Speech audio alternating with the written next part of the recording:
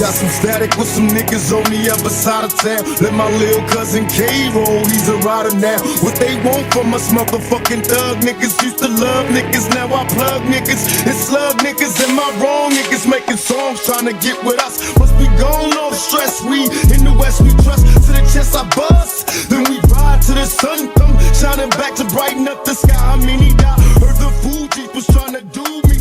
Look bitch, I cut your face. This ain't no motherfucking. For 3 years, nobody touched cell block C. One man ran it all, and every inmate knew exactly why. But on a Tuesday morning, a new transfer walked through that door. And by dinner, nothing in that cell block would ever be the same. This is the story nobody inside Millhaven talked about out loud. But every single inmate remembered exactly where they were standing when it happened. If you're new here, subscribe. We drop these every day. For 3 years, cell block C had one name on its walls, not written in ink, but carved into the silence of every man who lived there. That name was Dozer. 6 feet 6 inches of solid muscle, 300 pounds of a man who had turned a prison block into his own personal kingdom. He did not ask for respect. He did not negotiate for it. He simply took it, the way a force of nature takes everything in its path, without explanation, without hesitation, without mercy. The guards at Millhaven Correctional Facility had a saying about cell block C. They said it was the quietest block in the entire institution, and they were right. But the quiet was not peace.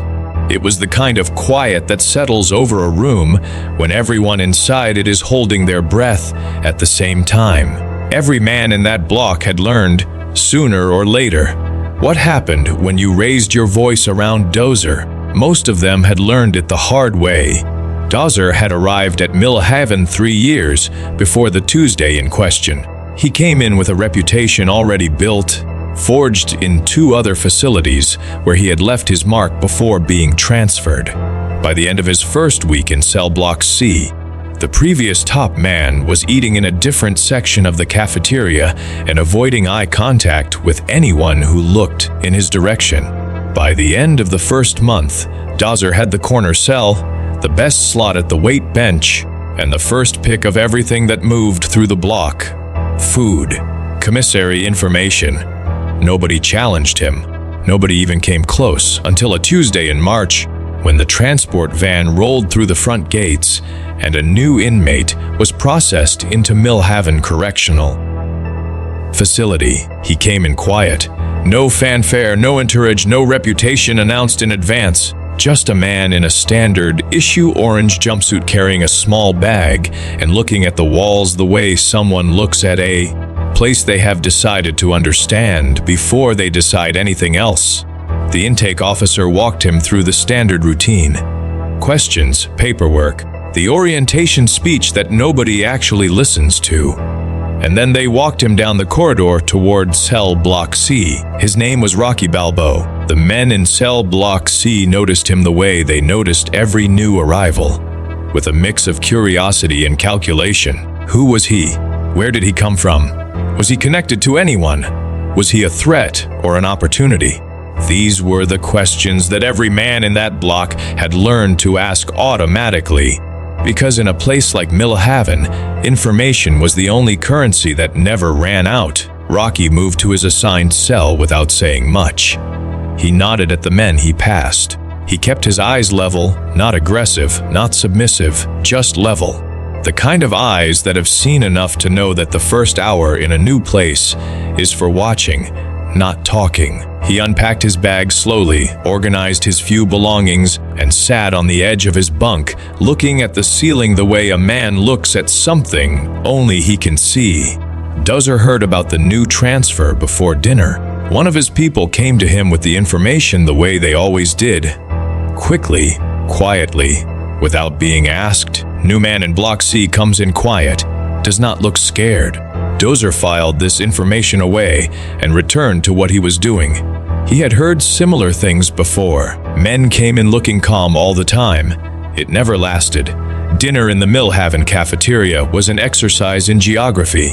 Every man knew where he was supposed to sit, and those arrangements had been worked out long before any individual arrived. Rocky took his tray through the line and found an open seat at a table near the east wall. He ate without drawing attention to himself, listened to the noise of the room, and watched the way the space organized itself around certain people. He noticed Dozer without being told who he was. You always noticed Dozer. The man occupied space the way a weather system occupies a valley, completely, naturally, as if the surrounding air had simply arranged itself around him. Dozer noticed Rocky noticing him, and something about the steadiness of it, the complete absence of performance in the way Rocky looked and then looked away, sat in the back of Dozer's mind through the rest of the meal. The confrontation came the following afternoon in the prison yard under a sky the color of old concrete. Rocky was working through a series of movements near the far fence, not shadowboxing exactly, but something close to it. A kind of focused physical inventory, checking what was still there, what the months had done or not done to the machinery of his body. A group of inmates had formed a loose half circle nearby, not close enough to crowd him, but close enough to watch. There is something about a man who moves with genuine purpose that draws the attention of men who have forgotten what purpose feels like. Dozer crossed the yard toward him with the slow, deliberate walk of a man who has never needed to hurry for anything. The half circle of watchers widened instinctively, pulling back to create a kind of stage. Everyone in that yard understood what was happening. This was the moment that always came in cell block C, sooner or later. The moment when Dozer introduced himself to someone who needed to understand how things worked. He stopped about 4 feet from Rocky and stood there with his arms at his sides, which was somehow more intimidating than if he had crossed them. Rocky finished what he was doing, turned, and looked at him. Not up at him, even though Dozer had 6 inches and 75 pounds on him easily. Just at him. Level. Dozer said, "You have been here 2 days and you have not come to talk to me yet." Rocky said, "I did not know we had an appointment." The yard went a degree quieter, not silent. The ambient noise of the facility continued around them. But the men watching had stopped their own conversations entirely. Dozer studied him for a moment. "In cell block C, every new man comes to talk to me. That is how things work here." Rocky looked at him the way you look at a math problem you have already solved. "Now I know," he said. "What did you want to talk about?" What Dozer had expected, what he always got, was one of 2 things. Either the new man came in posturing, trying to establish himself through aggression, which made the situation simple, or the new man came in soft, trying to accommodate, which made the situation simpler. Rocky Balboa was doing neither of those things. He was simply standing there, present and unhurried, as if this conversation were entirely ordinary and the outcome of it had not yet been decided by anyone. Dozer took 1 step forward. Rocky did not move back. "I want to talk," Dozer said, his voice dropping to something just above the threshold of hearing for the men around them, about how a man carries himself in my block.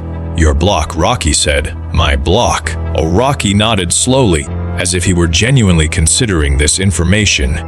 "I carry myself the same way everywhere I go," he said. "I am not planning to change that."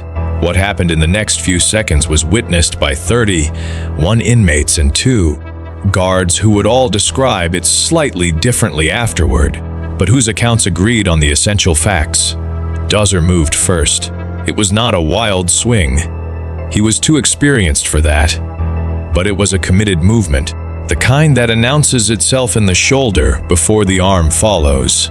Rocky was no longer in the place the movement was aimed at. He slipped it the way water slips around a stone, and the counter that came back was short and precise and landed exactly where it was intended to land. Dozer went down to 1 knee. He stayed there for a moment that felt much longer than it was, 1 hand on the ground, breathing. Then he stood back up. He looked at Rocky. Rocky looked back at him. Neither man said anything for a long moment. Around them, 31 inmates stood in complete silence. Then Dozer did something that no one in cell block C had ever seen him do before. He nodded. One short, deliberate movement of the head, like a period at the end of a sentence, and he walked back across the yard. By the time the dinner bell rang that evening, the story had moved through the entire facility.